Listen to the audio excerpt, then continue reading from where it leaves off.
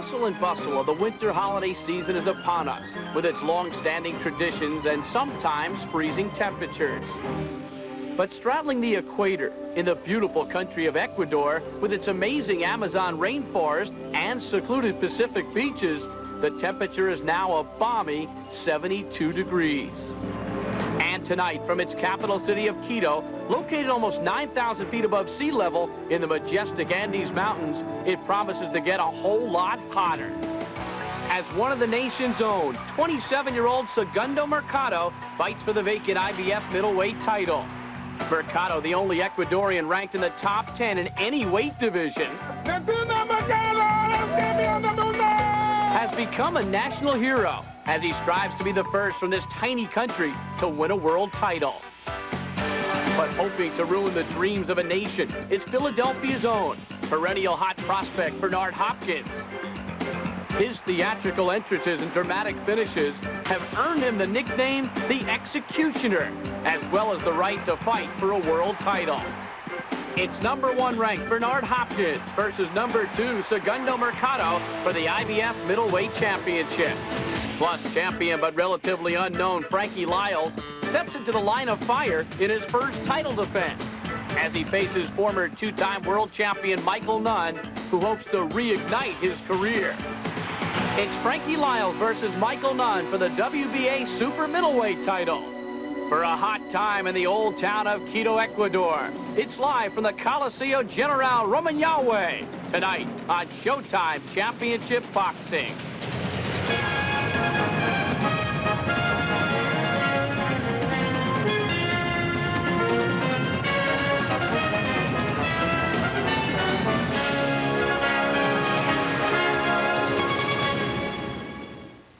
It is showtime in the city of Eternal Spring, Quito, Ecuador. Founded in 1534, this colonial metropolis sits high in the Andes Mountains. And tonight, this enchanting city, known for its active volcanoes, erupts with championship boxing at the Coliseo General Rumiñahui. And while tonight's action unfolds in South America, this control room in New York City will be our command center for this evening's telecast, a joint venture between Showtime and Don King Productions. And in our studio this evening, we'll escape the hot Ecuadorian climate to take a cool and close look at the middleweight and super middleweight divisions. So once again, Showtime goes abroad, but at the same time confirms that there's no place like home. Hello again, everyone. I'm Bruce Beck, your host for tonight's edition of Showtime Championship Boxing. Working with me in the studio shortly will be Bobby Ches. And calling the blow-by-blow south of the equator will be Sam Smith and the fight doctor, Ferdy Pacheco. In our main event, we salute a national hero, 27-year-old Ecuadorian Segundo Mercado, who hopes to bring not only pride to his homeland, but the country's first world title as well. But to win, he'll have to execute exceptionally well as he takes on the executioner, Bernard Hopkins, for the vacant IBF Middleweight Championship. And in our opening bout, little-known Frankie Liles will defend his WBA Super Middleweight title for the first time against an opponent who used to be second to none, but who now is clearly second to some, two-time world champion Michael Nunn. Let's turn now to Bobby Ches. And Bobby, let's start with the super middleweights. You need a scorecard to keep track of this ever-changing division. Well, you know, the titles change hands for many different reasons. It's just one of those things. They're not rising to the occasion each time out. How good is Frankie Liles? Frankie Liles is very much right now an unknown quantity. We haven't seen that much of him, and as we look over his record, we don't see any impressive opponents that he's beaten. So tonight, he has to demonstrate against Michael Nunn, who at one time was bound for glory. He'll demonstrate what he has. Some people I've talked to who know him and have seen him work said he has the possibilities of rising to the cream of the top. I don't know. How many lives does Michael Nunn have? Well, Michael Nunn is a good boxer and has always been fast, has not absorbed a lot of damage. Southpaw, awkward, hard to hit twice clean. So his body has not taken a lot of damage. If his body and his mind are still good, he could go on for a long time. I know many times, myself, I've been written off more than a good tax write-off. So people will say it's time to fold up, and then some fighters will rise to the occasion as long as they have the hard work and the dedication. After all, if we go by Big George Foreman standards, he should have 10 more years, but I don't think 10 years. When Roy Jones took on James Toney, he vacated his title. Therefore, we've got Hopkins and Mercado tonight. What do you expect? Well, once again, I don't know that much about this fighter as well. I'm sitting in a bad place right now. I'm hedging all my bets because I don't know. I haven't seen Mercado. He's south of the equator, not just south of the border. We don't see these fighters too often on Showtime or any of the other networks, so we can't gauge him. Once again, you go to his record. He doesn't have the opponents on there that we can gauge him by. A real old-fashioned flip of the coin toss-up. Will the home crowd serve as a blessing or a burden for Mercado? I can't see it hurting him. Some fighters find it as too much pressure. Here, you know, he's a champion, he's fighting to fight for a championship, and he's a champion of a country in essence. The crowd's behind him. It's got to boost him, maybe give him an adrenaline lift. They can't get in the ring and fight for him. He's got to do the job inside there where only two men meet. On paper, Hopkins is a better fighter. Who knows? Maybe that'll be the difference for him, the crowd. Well, you've heard the catchphrase ringside review. Right now, it's time to get a ringside preview of tonight's bouts from Quito, Ecuador. So let's get this report from Sam Smith and Ferdy Pacheco, who are at the arena named after General Rumiñahui, one of the country's revered emperors and the last Inca defender of the empire.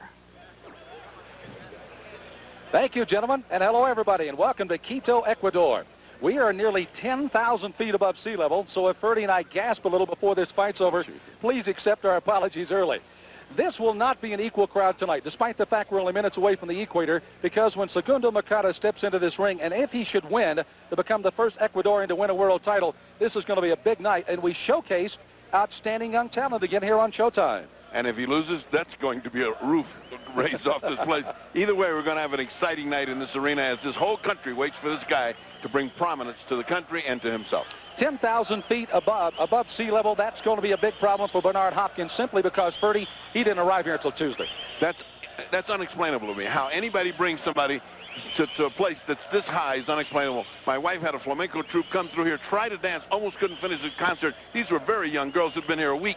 You cannot do that to a fighter and expect him to have any kind of resistance after round 5, 6, or 7. So big factor in this fight is how Hopkins handles those last rounds. And in the WBA super middleweight, we're looking at a new champion, defending for the first time in Frankie Liles, but a guy that's been around for 9 years in Michael Nunn. But the big question is, which one of the Nunn shows up? Well, Nunn and his shadow image, Bo, I mean, you know, you don't know which one's coming in. If the good one comes in, they're the best in the world. You know, there's nobody better.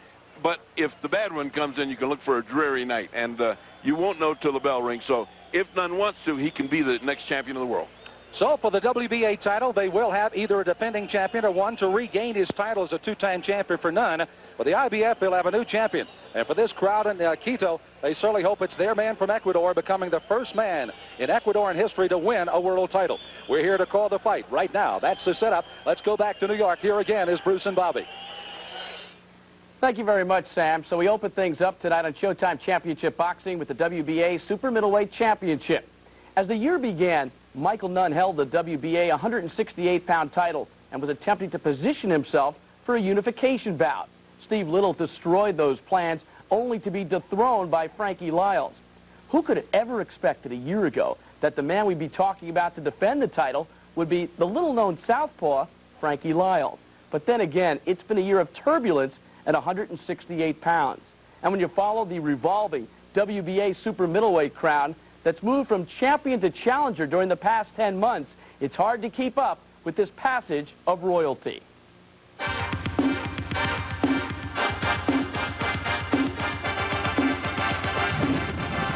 Just a year ago, two-time champion Michael Nunn was hovering on the brink of greatness with grandiose plans to unify the super middleweight division.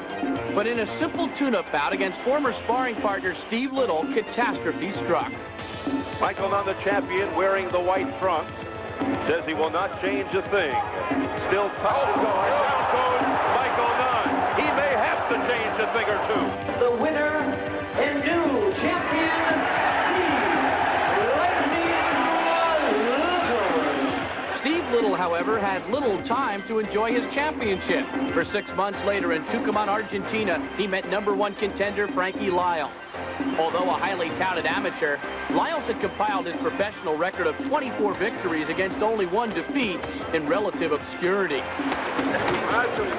But he made the most of his first moment in the championship spotlight.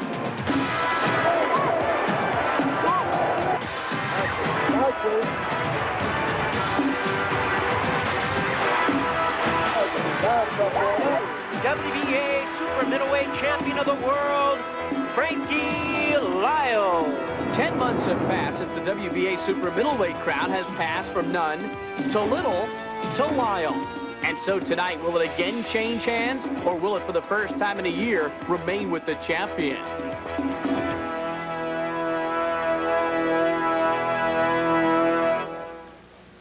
So the WBA super middleweight crown has gone from Michael Nunn to Steve Little to Frankie Liles. And if you really want to take this tongue twister further, keep in mind that Liles' only loss as a professional was to a guy named Tim Littles. Little confused, Bobby Ches? Well, you know, last time we talked about the super middleweights and Frank Liles, we said Liles beat Little, who beat Nunn, and even with all that, we know little to none about Liles, and it still hasn't got much better. We haven't seen him against someone we can gauge. We need to see him do just that. There's no doubt that Liles is a late bloomer, but does he have what it takes to be a force in this division? We really won't know until we see what we have today. I've talked to some people who think he has the goods. He's a southpaw. They're always awkward and they're always hard to beat. They're always hard to fight. He's up against Michael Nunn, who at one time was considered one of the best pound for pound in the world. Tonight will be a good testing ground and a proving ground for him to do what he has to do to prove that he has the ability to go ahead. Michael Nunn was definitely lethargic in his loss to Little, so how does he restart his engine? The best way to restart it is by winning, but for him to win, what he has to do is do what he always has done the best. Hit and not get hit. Blazing speed was always his strong suit. Somewhere along the way, he has to find a way to bring that old fire and concentration back as he once had to fuel a new desire to once again win the title. Without that in his mind, he's not going to do it. So does the crown stop revolving, and does it say on Liles' head, or does Nunn recapture the throne? You know what? This is a real good pick-em fight. It can go either way. I think two southpaws, two guys that can box, two guys that are awkward. This can literally go either way. We could have ourselves the proverbial maybe draw. All right, let's take a look now at the tail of the tape for this WBA Super Middleweight Championship. Nunn comes in at 160 pounds, Liles at 167. Liles has a slight height advantage. Nunn, who is 2 years older than Liles, also has a 3-inch reach advantage. Here are the rules for this WBA title bout. Scoring done in a 10-point system. 3 judges score the fight. The referee does not. There is no standing 8 count. The 3 knockdown rule is in effect. Only the referee can stop the fight. The fighter cannot be saved by the bell except in the last round. So let's return now to Quito, Ecuador. And Sam Smith with the fight doctor, Ferdy Pacheco. Thank you, Bruce, and welcome back to Quito. And this crowd rather quiet right now as they get ready for the ring walks of our WBA super middleweight contenders and the guys that will go for the championship, Michael Nunn, along with the champion Frankie Liles. And one of the things we're going to find out about this crowd certainly is how much they really know about boxing, because they've got to kind of pick a favorite in this first fight, waiting for their national champion to come in the nightcap. And there's not much to choose between the two. They both look the same. They both kind of fight the same. Liles came here very early. He's been laying back there with blankets all over him and sleeping as much as he can. We're in the dressing room, and he's kind of quiet and calm. Nunn is kind of up, kind of wants to get this thing on and wants to finish it off, prove that he is indeed regained his form. As Bobby says, the best way to shake the doldrum is to win. What the crowd's going to do here, they have been very receptive to a very long card of boxing that we've had here. They've cheered the knockdowns, they've cheered the right fighters. I think they're in this fight, and I think they're very knowledgeable boxing people. Of course, when their guy comes in, like you said, the roof will come off. Well, you see the 2-time former world champion, the IBF middleweight champion, and the WBA super middleweight champion, before his surprising loss to Steve Little, makes his way into the ring at 31. Is it going to be a factor when Nunn suddenly starts to lose the defensive skills, which he is probably one of the best in the world, and start going down? Or is this another chapter in a world title fight for Michael Nunn here tonight? I'll tell you, his style requires a lot of gasoline. It requires a lot of breath, and you don't have too much breath up this far, although he's been here for 3 weeks. I thought all the time he was great, that he was one of the finest defensive fighters I'd ever seen. I still think that.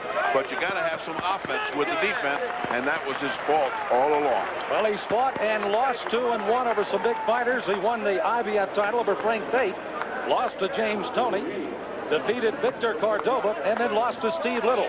So it's been an up and down from Michael Nunn, and he gets ready for a big night tonight against Frankie Liles. Frank coming out of Syracuse, New York, 29 years of age. And this is a guy, Ferdy, that had an outstanding amateur career, but has really kind of toiled in the shadow of so many other fine fighters.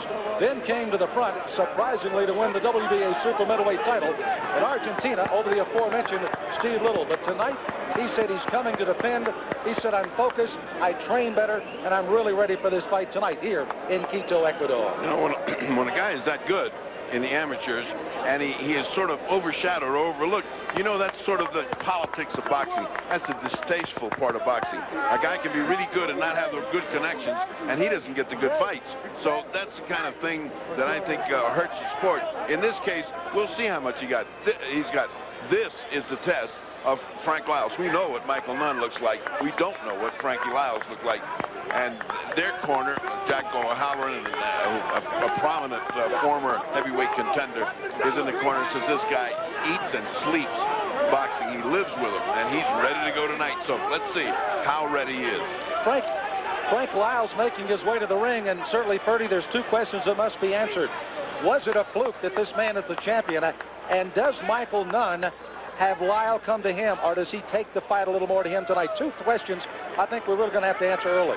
Yeah, I think that the coming to Lyle, for Lyle to come to Michael Nunn is a done deal, because Nunn doesn't come ahead and fight anybody. He runs around and sees what's before him before he attacks, which may take as far as the third, fourth, fifth round. You know, he has on his plate somebody that he can eat, doable. He can have that feast if he wants. But Little has to go on. Well, both fighters have been here for the last few weeks, but they say the altitude is something that's been very difficult. And now we're going to find out how much it will be in the fight. Let's head upstairs. Here is our ring announcer for tonight's program, Jimmy Lennon Jr. Ladies and gentlemen, a very good evening to you y a todos nuestros amigos ecuatorianos. Bienvenidos, aficionados al box, al Coliseo Rumiñahui por un gran noche de boxeo. Ladies and gentlemen, joining us around the world, we do welcome you to the beautiful city of Quito, Ecuador, known as the middle of the world, for a big night of action brought to you by Don King Productions, Promotores Asociados, and La Cerveza Más Fina Corona. Bien, amigos, esta es la primera atracción especial de la noche por el título peso supermedio de la Asociación Mundial de Boxeo. This bout is sanctioned by the World Boxing Association Presidente Gilberto Mendoza, Supervisor Rodolfo Fortis, along with la Comisión de Boxeo Profesional de Pichincha. Presentando a los jueces, introducing to you the judges scoring this bout from ringside. Oscar Perez, Gonzalo Riveras, and Bob Watson. Referees, the referee working in this his 20th world title bout, Rafael Ramos. All right, fans, here we go with the WBA Super Middleweight Championship of the World, scheduled for 12 rounds of boxing. Este es el campeonato peso supermedio de la AMB de 12 rounds. Presentando al retador en la esquina azul, presenting first the challenger in the blue corner, wearing white trunks with blue trim, un boxeador de Davenport, Iowa, en los Estados Unidos. Pesando 168 libras, he weighed in at the super middleweight limit of 168 pounds. Con un récord de 43 victorias, 2 derrotas con 28 victorias por knockout. His outstanding record includes 43 wins, 2 losses, 28 wins coming by way of knockout. Please welcome tonight's challenger, ranked the number 3 super middleweight contender by the WBA. Here is the 2-time world champion and former WBA super middleweight champion of the world, presentando al retador número 3 en el mundo. Aquí está Sweet Michael, second to none.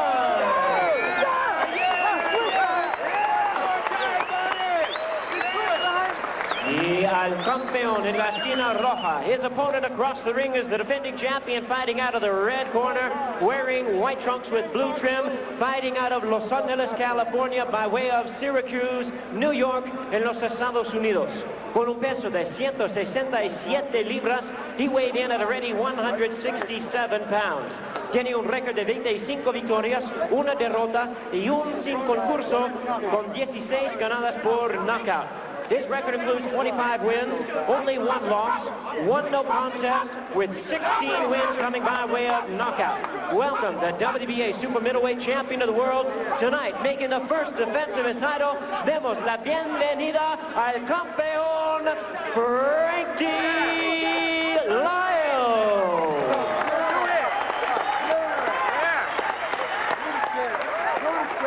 Aquí está el referee Rafael Ramos.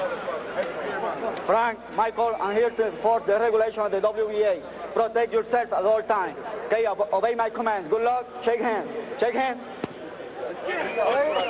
Go back to the corner. Back to the corner. Well, the two fighters have been introduced. The crowd may have started to pick a favorite here early on, and you can do the same as we get ready for this WBA Super Middleweight Championship. It'll go 12 rounds, and Rafael Ramos, the third man in the ring in his 20th title fight, and he will be a man that'll be maybe called on somewhat tonight, even though Lyle will have to come to Nunn, and we'll find out exactly how much Nunn's particular game plan will change. Two things I noticed coming into the ring also. Lyle didn't look like he'd worked up much of a sweat. Is that a problem in the altitude in the dressing room? And even Nunn looked a little dry. Well, that is a problem of this altitude. I don't find that too remarkable. Both these guys are slow starters, so they'll get warmed up in the ring. It's not a factor in this fight. What is a factor is whether Nunn decides he's going to attack or whether he's going to be a defense. And you know, that we'll see after this first round. Right now, he's just a defensive, picking things off. Defensive fight. Well, for the southpaws of the world, certainly two southpaws fighting for a world title tonight. Gives you, of course, a little hurrah for tonight. And Michael Nunn, you can see, standing in the center of the ring, letting Lyle come to him as he normally does, then throws a couple of combinations and misses. Caught a pretty good left off the shoulder of Lyle and sends it into the ropes. Lyle comes out punching on the counter punch. He stunned Nunn with those 2 punches. He blinked. You can tell when Nunn gets hurt. Frankie Lyle, and you see Nunn resorting to the swing down, and now he's being warned. That's a little desperation on his part. He got gonged real good, and he was just trying to buy some time. He knows better than that. That's a foul. By the way, Liles, with 16 knockouts in his wins, has had 7 of those in the first round. None of his 28 has had 8 in the first round. 18 of his 28 inside of 4. 14 of 16 for Lyle inside the first 4 rounds. So, again, they feel it out in the first round, but they do get their business done. Well, this is a much more active round than before, than I've ever seen Liles fight before. He usually just runs his first round. Halfway through round 1, scheduled for 12. Frankie Liles in conversation with him at the weigh-in. Said he felt comfortable. Said he trained harder as the champion. So he didn't know what that responsibility was until he actually got the title. Until he got his bank account. Have a look at the zeros. That gets you in the gym. You know, to heighten the similarity, they exchange hard punches there. Not only do they look alike and are boxing alike, but they both have white trunks. I mean, it's like you're watching 2 guys in the mirror. Let him go, let him go. Come on, step back. You see the red tassels down the right side of the trunks and the left of Nunn.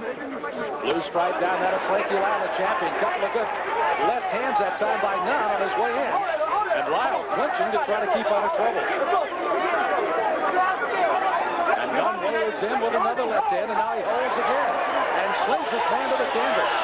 Now that twice that he has resorted to dirty tactics, which the referee has got to get tough about here pretty soon. Well, I must say, it's a completely different character for Nunn. Boy, he's trying to get out of here early. Michael Nunn starting off as probably one of the premier amateurs that everybody thought was going to be a sure-shot pro. A 2-time world champion. Being caught by James Toney in the 11th round to lose his title as a middleweight when he had all the cards going his way. As you see, he sends a right low, and he gets the warning by the referee all the way to his corner. And the referee's walked him all the way back. Let's listen.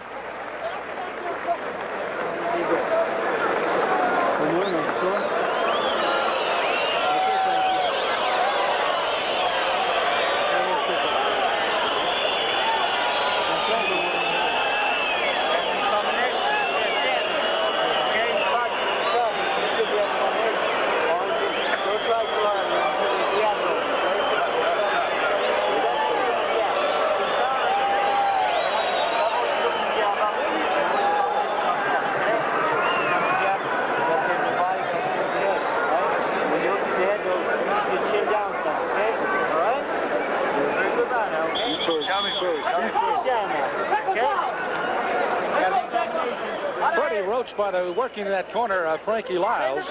And you saw how quickly they try to change and get their strategy going for round 2 here, Ferdy. Well, better change something, because he even had a worried look on his face as he'd gotten gone 2 or 3 times, and Nunn is out manhandling him. He's scaring him, and, you know, Nunn's always been this gentlemanly guy.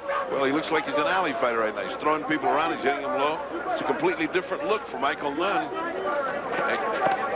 Very nice punches. They didn't have any effect, but they were landing softly as if you were looking for that punch, not really zinging it.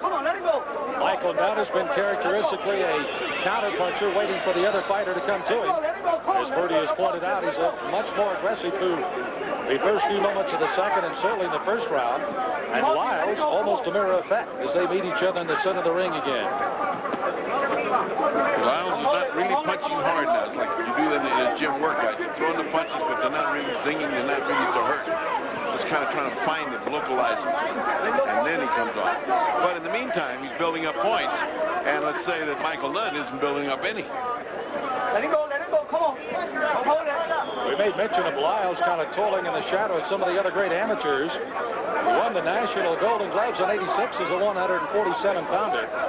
Went on to win the U.S. Amateur at a 156-pounder in 1988 and lost in the Olympic box-off to the eventual silver medalist Roy Jones Jr., now one of the champions of the world. So he had a great amateur career that nobody really noticed. Halfway through the second round. That's another low blow. Twice he's warned him now. Just missing with that left hand. Good combination by Liles. Right hand right in the temple of Nunn. He stood right in there, though.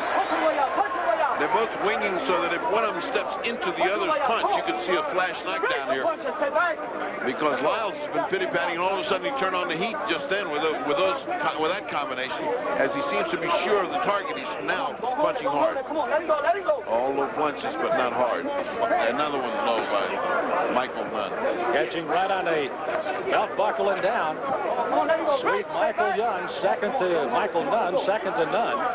Obviously, somebody is proved to be better than he. But he tries to make the comeback here and regain a title that he once held. Well, for a very long time, he was second to Nunn. It's a thing of beauty there. If he just had offense during that time, he would have been one of the great ones. Good shots by him. While he missed, he came back with a hook that hit Frankie Liles, and that's what counts. You see him exchanging the center of the ring again, and Liles has had a very solid second round against Michael Nunn. Nunn, who vaulted on the amateur scene as a 19-year-old junior Olympic champion, winning his first 8 professional fights by knockout, and here he comes back at the end of the second round. And he was pushed. That's not a knockdown rule by the referee at the end of the bell. Frankie Liles woke up, and Nunn went to sleep.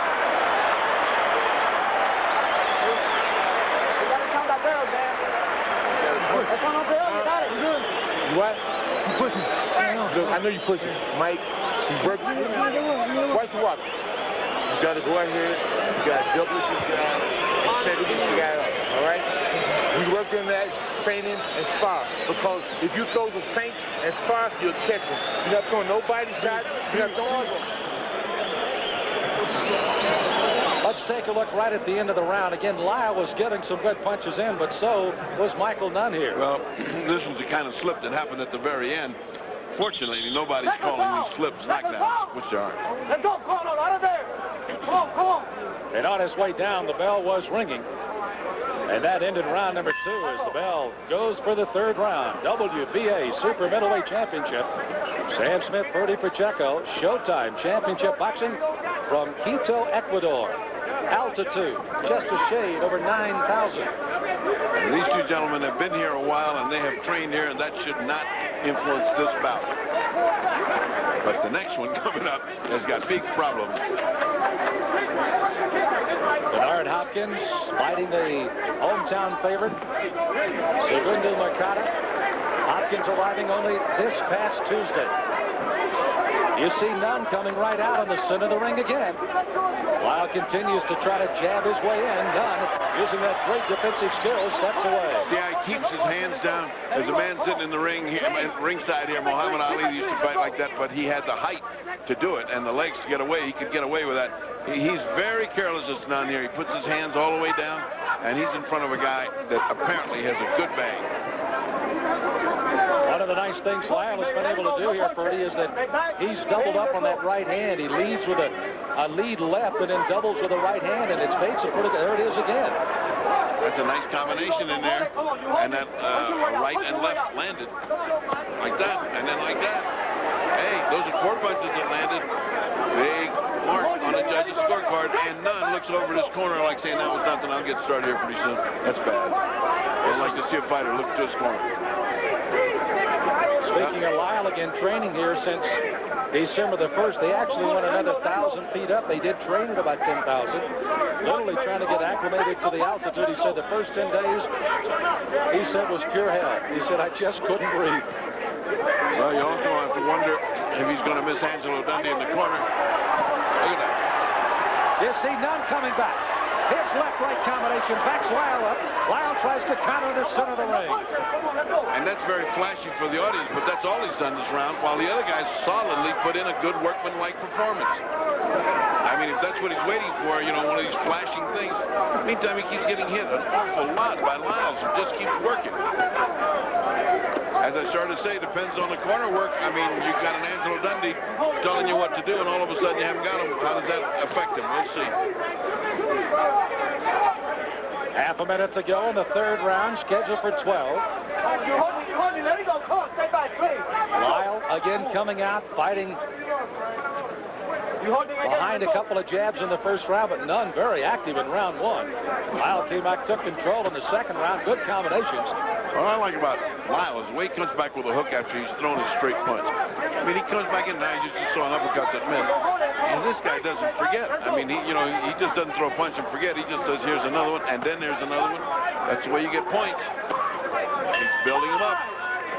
There's a bell to end the third round, and you can hear the crowd appreciating what they're hearing right now, but not necessarily picking one of their favorites as the corners go busily to work.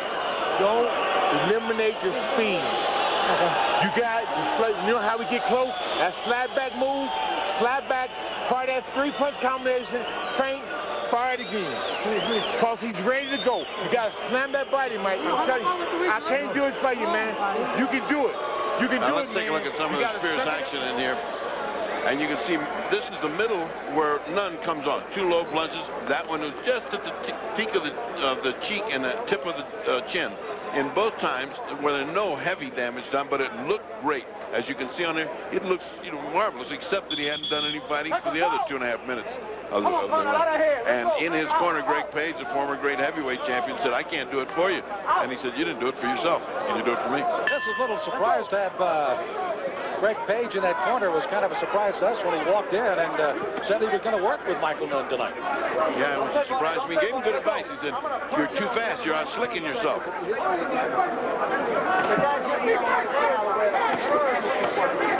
You see Nunn coming out, trying to flip that red jab out to lead with a right, follow with a jab, and then the left hand hook if he can get it in. And that's pure alley. Hands down and using your legs to get out of trouble. Almost backhanding his way in, and Lyle made him pay. Lyle's outboxing and outthinking him, and that's hard to believe when you know how good Nunn has been. It's just that he's workmanlike. This corner's got him working. I mean, like 3 minutes out of every round. No rest, no rest. Frankie Liles with that 25-1 record actually won his first 21 fights, 14 by knockout before he lost to Tim Liles for the USBA 168-pound title in Las Vegas. Lost a tough 12-round decision. That's the only blemish on his otherwise perfect pro career. They seem starting to lean on each other a little here in the fourth.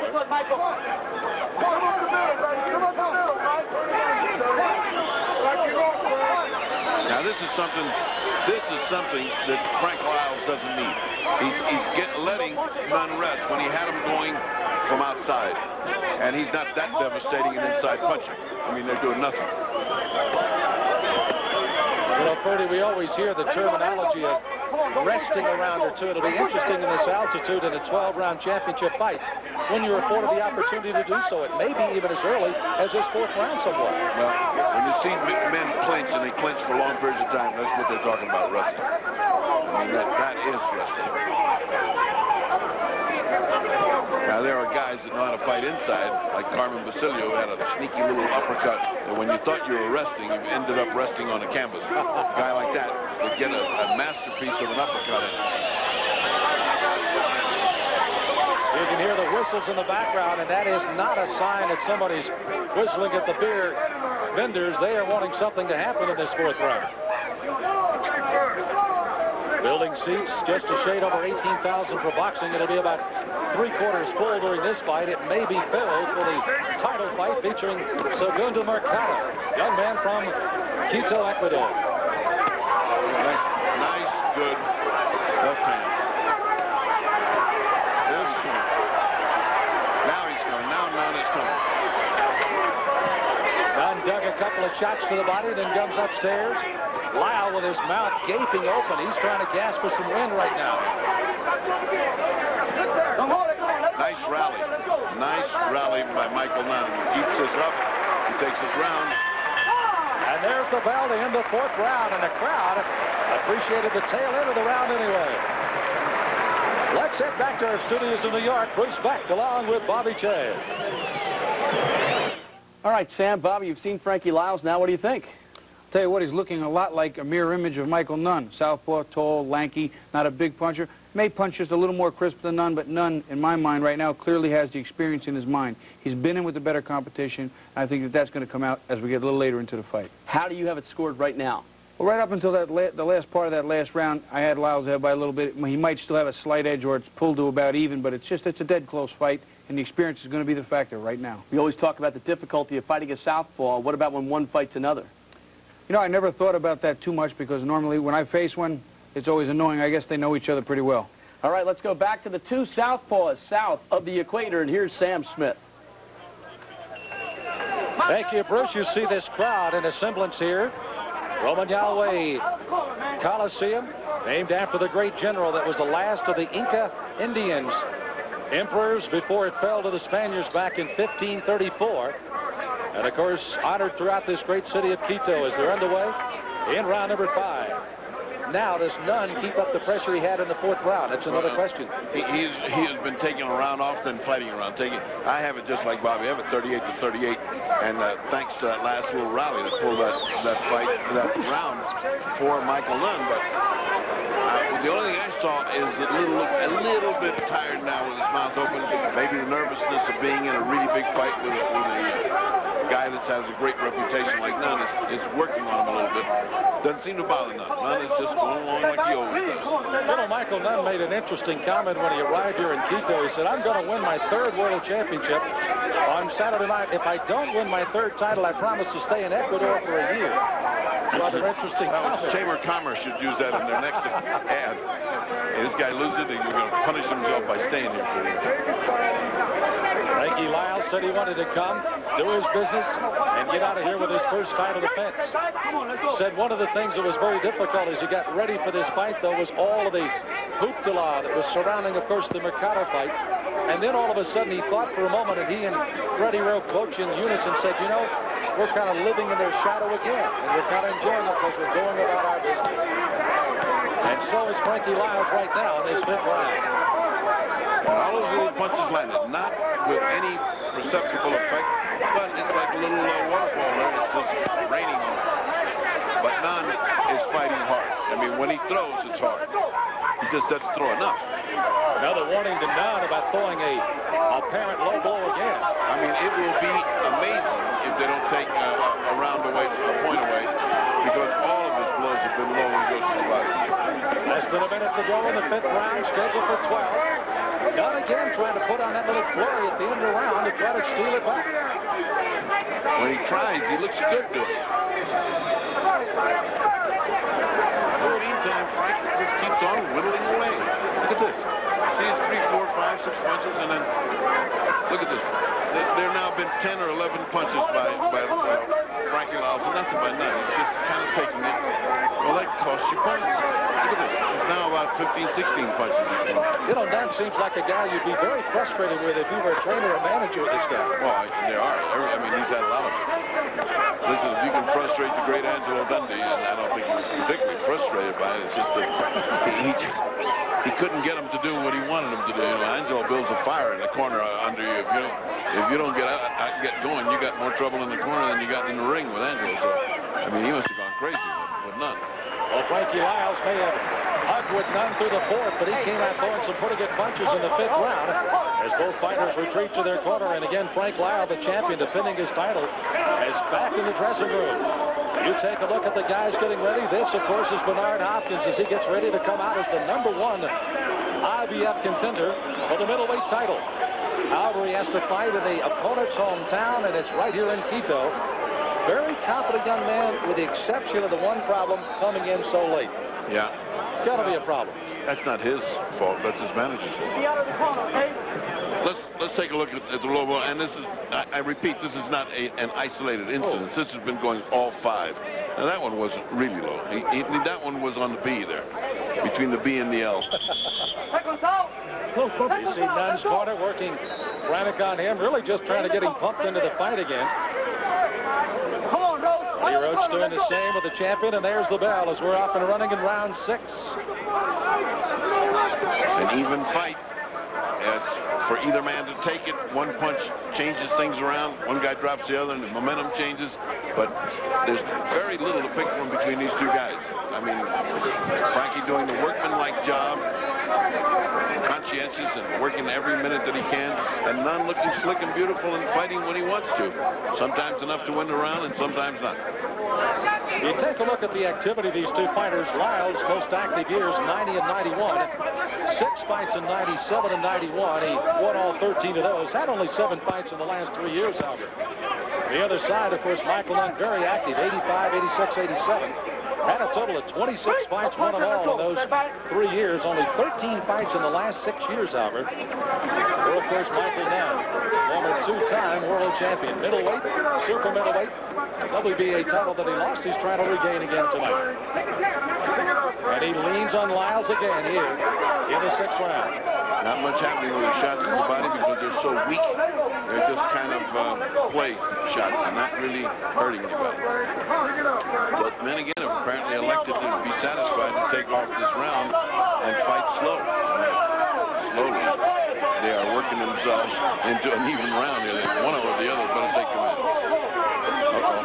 Uh-oh. How many more times can he warn him before he takes off a point? That's the 3rd time that he said to him, keep the blows up. You know, Ferdy, both these fighters started out very actively in the first 2 rounds. They coasted a bit in the 4th, a more active 5th round, and now in the 6th, they seem to, again, have started the round coasting a bit, and now Nunn starts coming out punching a little bit here. That was a great series of punches by Nunn, but now, see, he stops. He's got to come right back. He can't let this guy get off again.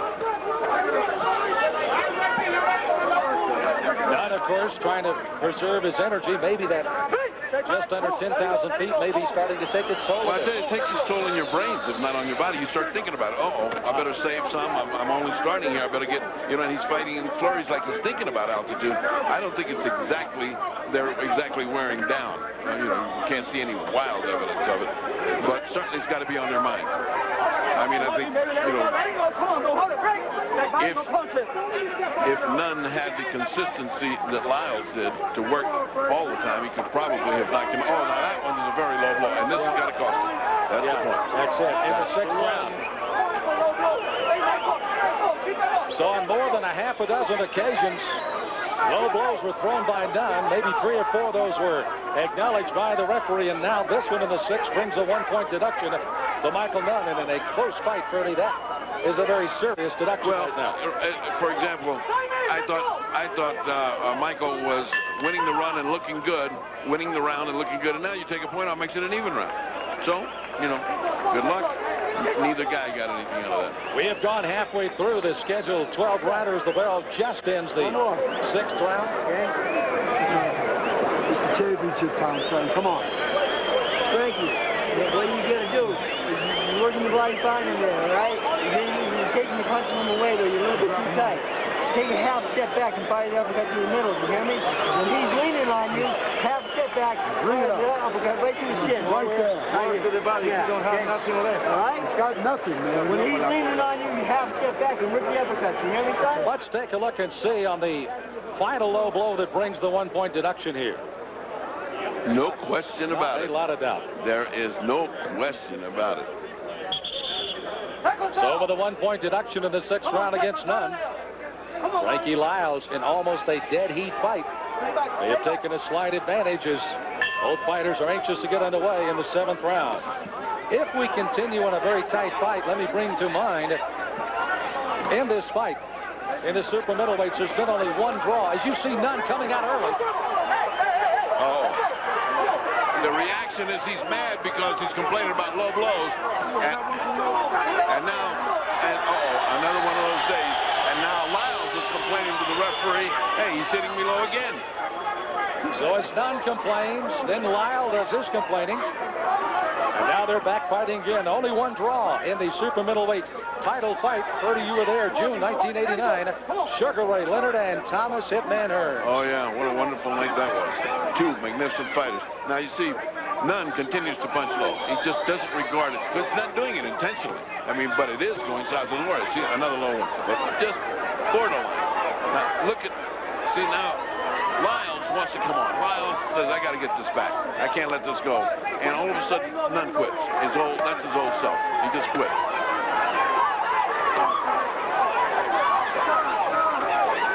You know, it's almost one of those situations on a 1-point deduction and a continued warning. A fighter abandons any kind of a body game plan at all, but Nunn, no, he keeps going there. He didn't abandon it, but it sure made him mad. And he's been fighting with a great deal more fierceness than he's shown before. I mean, he's almost like lost his head, which is unusual for this guy. Halfway through the 7th round. Oh, I mean, this guy's going for a knockout. I mean, Michael Nunn wants knockout time. He doesn't want anything else. Get up, Frankie, or they're going to start counting you. Second down that he's tossed him down here. Yeah, and Frankie shouldn't stay down to kill time, because that's the way temptation creeps in to count you. Hey, if you hurt that bad, you know, you should bounce up and act like it's nothing. Also, you don't want to show the other guy that you're getting tired. He is getting tired. I don't know about the altitude, but I do know about the body shots, and that does get you tired. Even though they've been so far south of the border, Nunn has really launched a heavy body attack. It seems to have wilted Frank Liles. Liles definitely going backwards from where he was early, even though he's gamely coming ahead on Nunn. Nunn just hop-shotting him now with that great counterattack that he's got. He's got a wonderful jab. We haven't seen much of it. I mean, he's in a mode of attack now. He's not doing what he used to do with that jab, but he's got a wonderful jab if he wants to use it.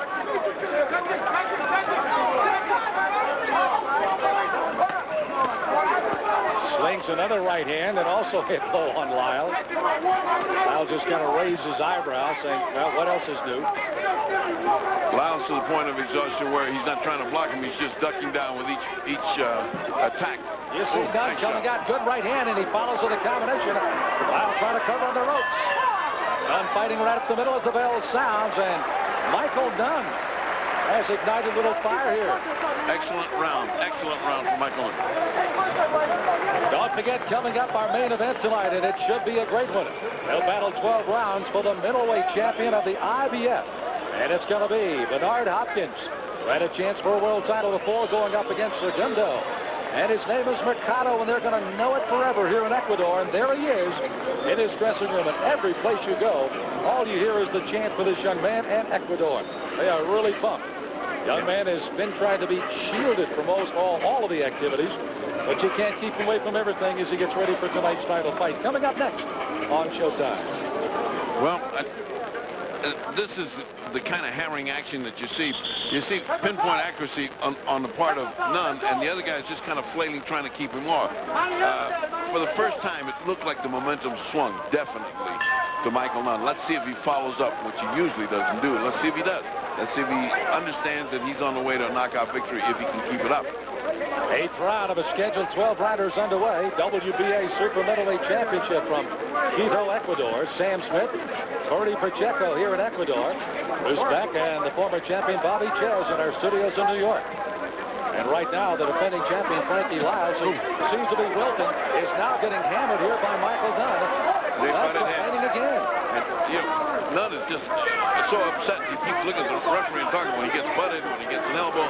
keeps looking at him. Like the referee gets fight, protect yourself at all times.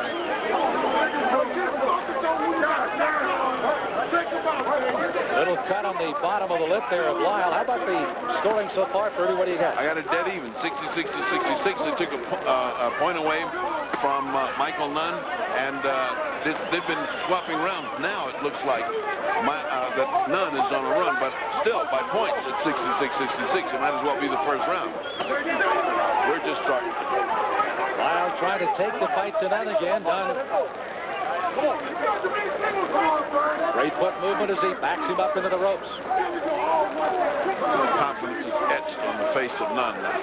Worry is etched on the face of Frankie Liles. It looks like he's not having a good time. He's really getting pummeled to his stomach a lot.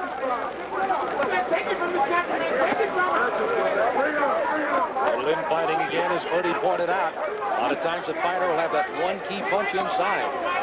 As he's just trying to wail away on the outside with looping punches. Nothing up the middle right now. You see that wide left hand of Nunn. Well, pretty good right hand lands on Lyle.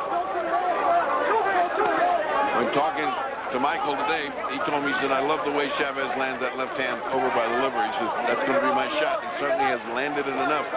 He can send a crate of over to Chavez in appreciation of that left hook, because he has been hammering it any chance he gets. Left hook, right hook. All to the body. Lyles quietening down in the latter rounds here now. Has played right into Michael Nunn's game. No, see, that wasn't hard enough to do that. That wasn't hard enough to do that. He's play acting now. He is now looking for any excuse again. That body attack is coming. He's now bending him over. See it? Frankie Liles really taking some shots. And stop Nunn in his tracks with one punch. One big right hand and then follows with a combination. Nunn trying to lean on him to smother the punches. Boy, he got hammered. If he wasn't in great shape, he would have gone down. Well, that's a surprise punch coming in. Just when things are going your way. Lyles just arm punching here at the end of the round. He really doesn't have anything. You know that? He doesn't have anything. And there's the bell to end the 8th round. Turn of events both ways. Let's head back to our New York studios where, gentlemen, you've seen this fight. We have ebbed and flowed in this one tonight. Bobby, it is clear that Liles is outworking Nunn. Yeah, I think that he's winning the fight, and he's not winning it by any large margins, but there are only brief moments of brilliance by Michael Nunn. He's not working early enough in the round, tries to pull the round out late, but it's not enough work. Frankie Liles is just outworking him, but right now I think that the toll is being taken on Frank Liles' body a little more than it is Nunn. Seems to be wearing down a little more quickly.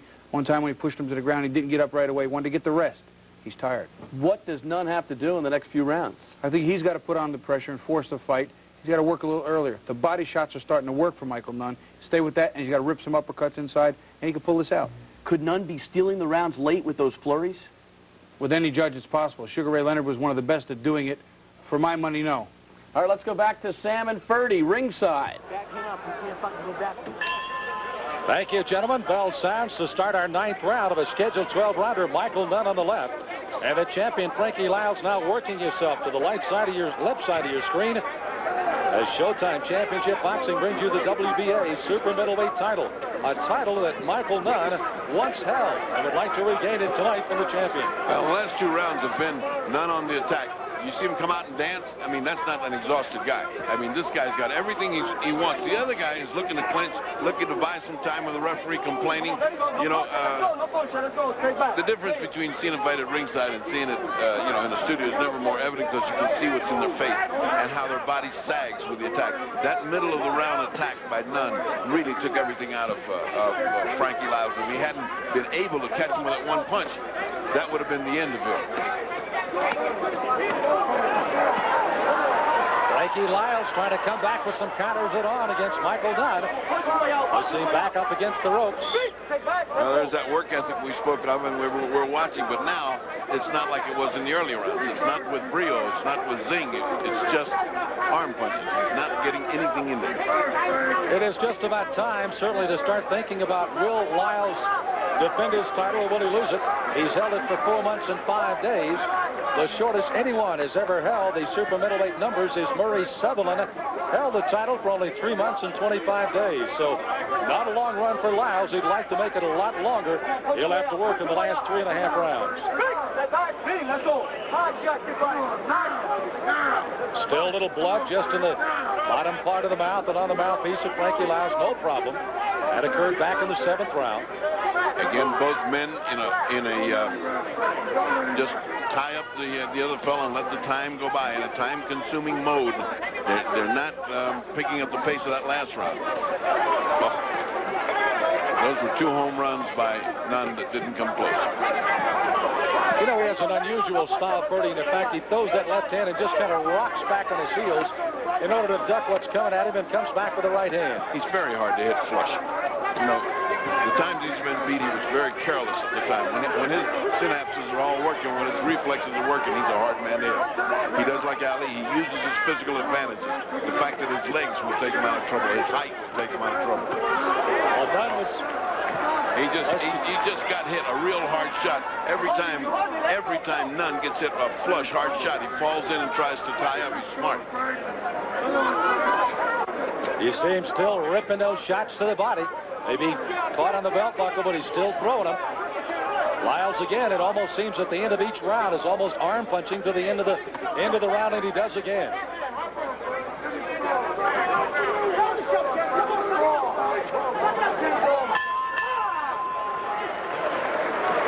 Michael Nunn again, ducking away from a couple of the punches thrown by Liles. Deep breath. Breathe. Kick his ass, baby. Now what's that? Championship territory, Frank. Frank, beautiful work. Championship territory. Behind that jab and break in. However, right hook to the body. Come on, Frank. And back to the chin. You hear me? It'll work. Jab. Right break in with right hook to the body and double hook to the chin. You hear me? You're not in front of the top of that shot. Come on, Frank. He got done a little better to start the round. Right? That's what I mean with his finish. Okay? Don't give him anything. Don't give him anything. You're the champ. Don't let this guy rest.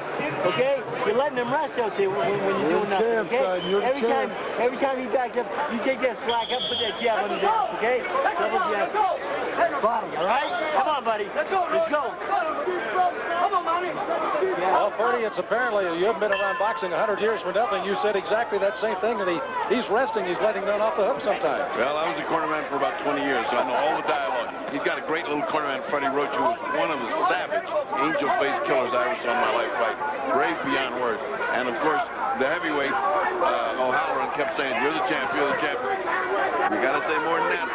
You got to tell this guy what to do to keep his title. Ferdy, how about any style changes, left-hander to left-hander? Are they doing anything differently than you'd expect? No, they're not. You know, what that looks like is just like an algebraic equation. Right-hander against right-hander, left-hander against left-hander, no advantage. And when left-hander against right-hander, you got something to talk about. Something happened, he's looked down. But Nunn looked down. He slipped on something, he looked down. Well, of course, paint that was added to the canvas just a couple of days ago, a little slippery on one side, Nunn slipping a little bit. Liles having trouble finding Nunn here in this game. Yeah, Nunn has gone right into a defensive posture. Maybe they think they're that far ahead that they can afford to give away a round. I don't think so. I think we've got them 86 to 84. But believe me, it could just be the same way the other way, depending on how the judges like their fight. I mean, you know, we've got 3 judges, and this is a very close fight. To me, it's a very close fight. Keep in mind that Nunn did have a 1-point deduction back in the 6th round for continuing throwing low blows on Frankie Liles. Then they tried to exchange low blows for the next 2 rounds. Complaints coming from both sides. Well, it's almost the first time that I've ever seen Nunn get mad, and I've watched almost every one of his fights. He's so cool in there. You almost want to make him mad.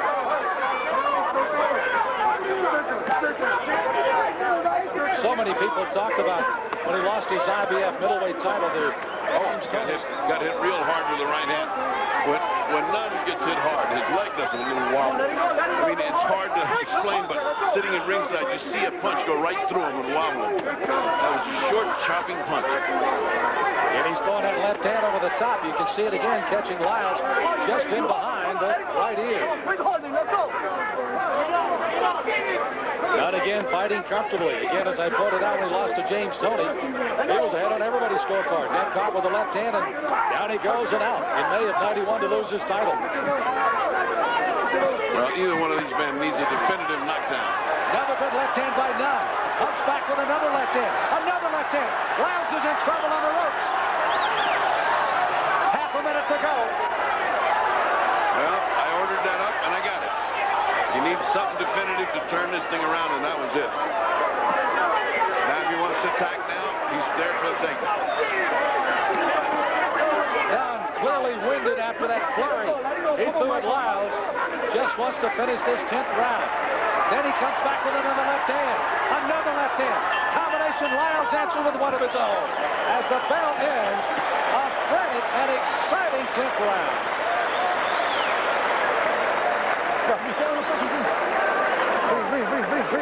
Take your time, man. You're doing good. He want to give it up, man. He want to give it up. Yeah.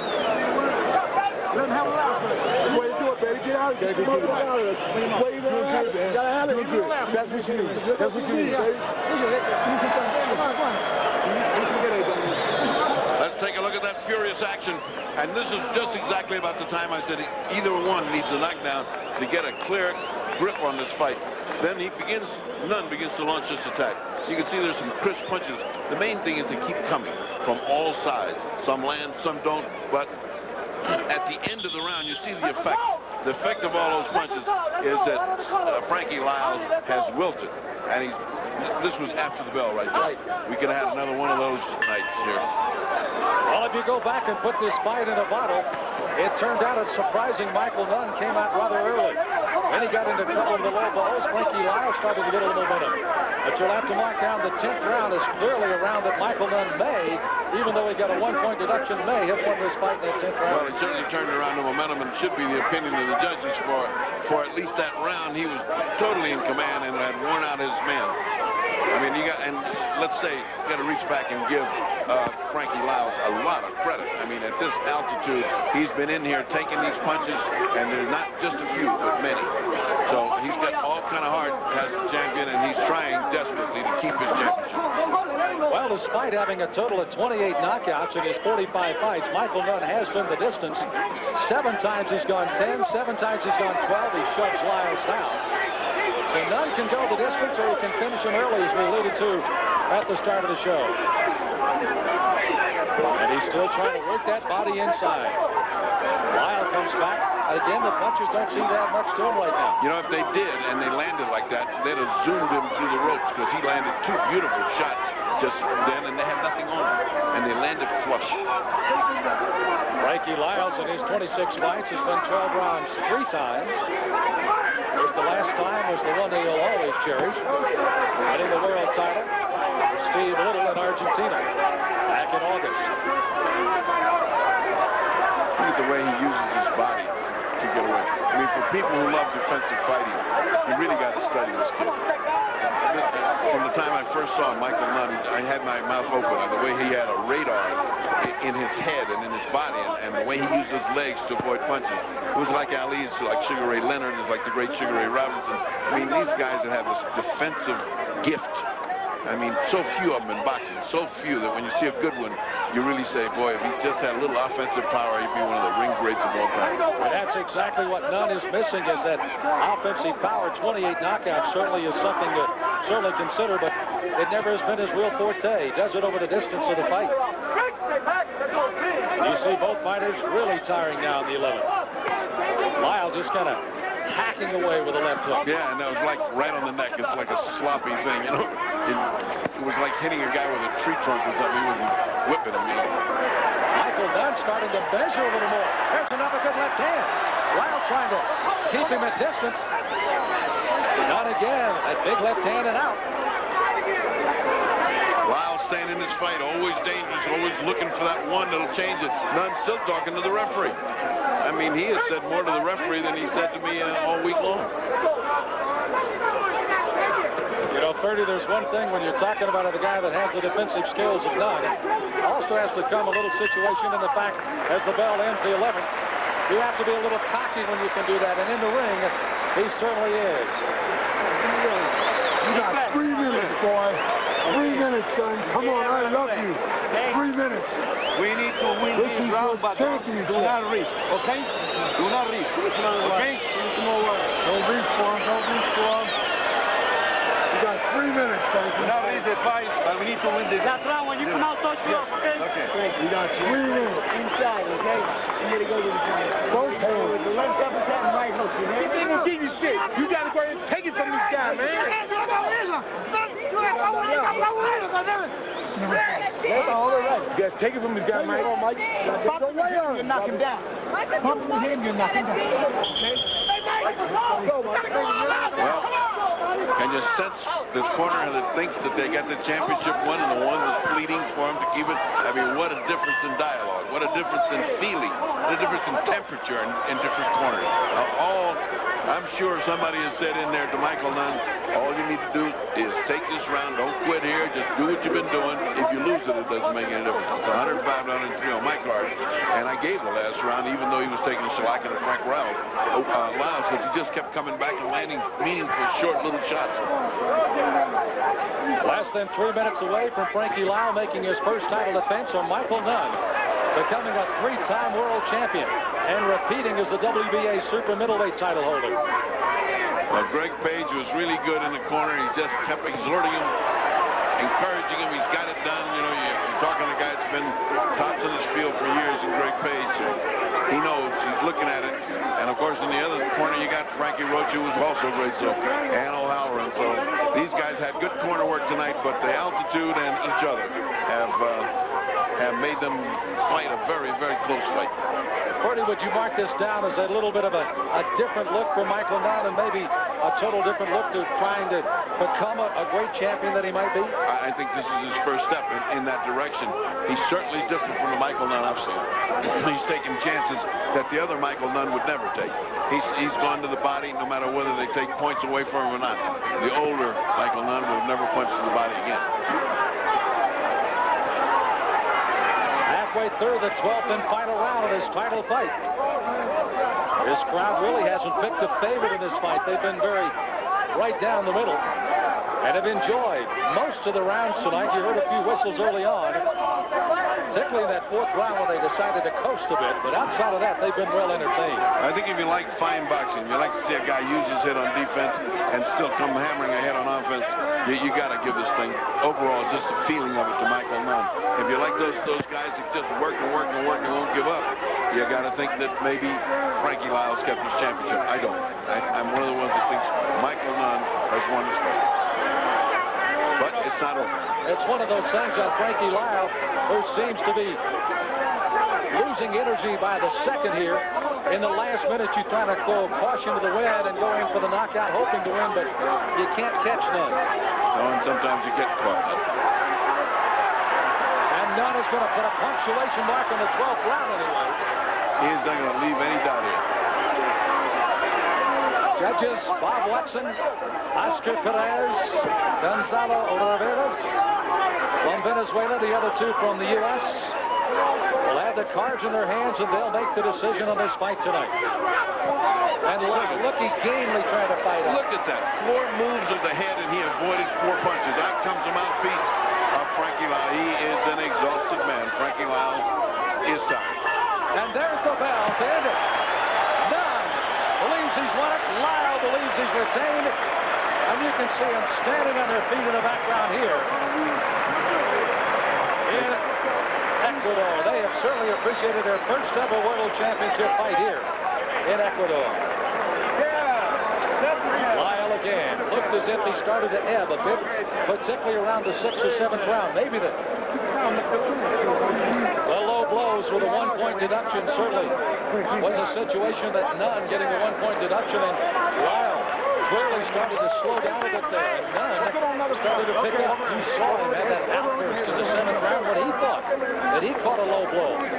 Maybe that was when the adrenaline really started to kick in.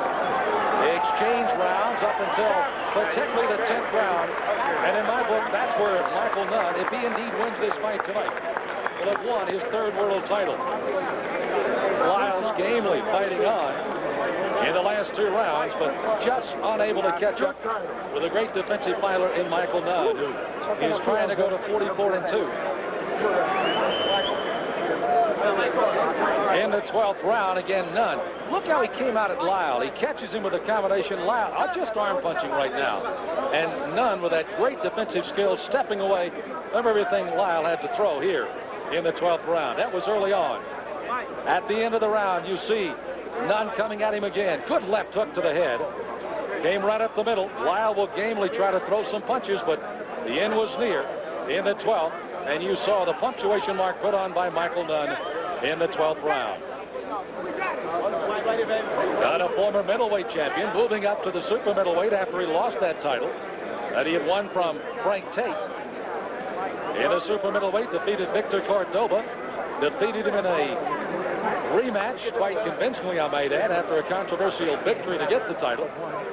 And then finally coming up and losing that title, which he may have come up and regained as he lost to Steve Little, who Liles beat for the title. And you can see them anxiously awaiting the decision in the ring. And Jimmy Lennon will have it for us in just a moment. It'll be interesting to see what the reaction of the crowd will be, plus or minus, for the 2 fighters.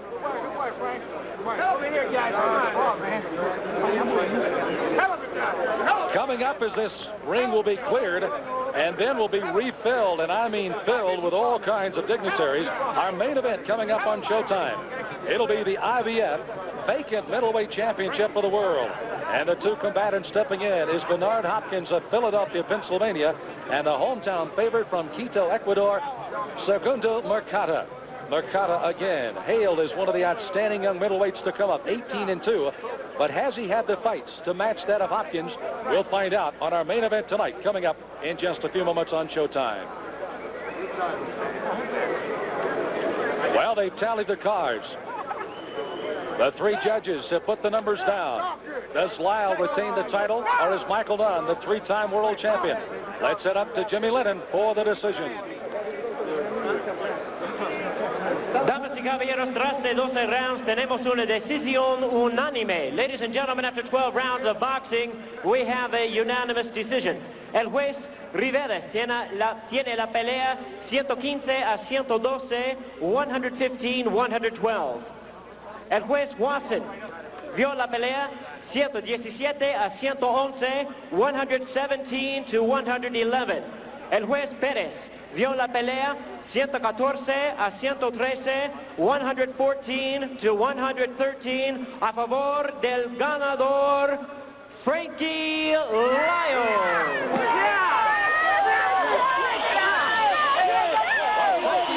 Despite the fact it looked like he was wilting, has apparently put together enough in this fight at the discretion of the judges to retain his championship. And you heard the numbers. 3 points on one card, 6 on another, and a scant 1 point on the 3rd card. But again, the championship has gone to Frankie Liles as he defends his title, and you see Michael Nunn almost in total disbelief here. His handlers trying to quieten him for the moment, and of course all the dignitaries gathering themselves in the ring. Well, gentlemen, we have seen a rather interesting situation here, and Ferdy will talk to the champion coming up in just a moment. Let's head back to New York and get the impression. Bruce, Bobby, quite a fight here. Thank you, Sam. So Frankie Liles, a unanimous decision. Bobby, your thoughts? Well, I had him working and outworking Michael Nunn throughout the whole early parts of the fight. I really had him ahead by as many as 5 points at one time, but Michael closed the gap. I wound up having it 6 rounds to 6, but the 1-point deduction, 115, 114, 1 point difference, I had Liles winning by a point because of the point taken. So it goes back to that one low blow. That's happened many times. We've seen it with Nigel Benn and Chris Eubank. We've seen it 1,000 times in other fights. You got to play by the rules. So in your opinion, Nunn just was too far behind when he made that charge in 10, 11, and 12? You know, I gave him a late charge, as I think you did, and it was just too far behind. You can't let that much slip away. And many times you'll find, especially south of the border, the judges like fighters who work. All right, right now we're set to go back ringside to Quito. And here's Sam and Ferdy. Thank you, gentlemen. They're starting to buzz about that decision. Still some conversation going on about it before our main event coming up. Let's get the impression of the man that's retained his title, Frankie Liles. Let's go upstairs to Ferdy Pacheco. All right, Frankie, congratulations on what must be one of the toughest nights of your life. Yeah, it was a tough bout. I got to give Michael Nunn a lot of credit. First of all, I got a couple of thank yous. I have to thank Mr. Vick in Cleveland and my family and friends in Syracuse, New York, for all their support. Because without everybody, I couldn't have done it. And Don King and Showtime. Let me tell you, this was an extremely hard fight to judge. Extremely hard. I had the other guy winning, Bobby Ches in New York had you winning. Right. So here we are, two experts looking at it a different way.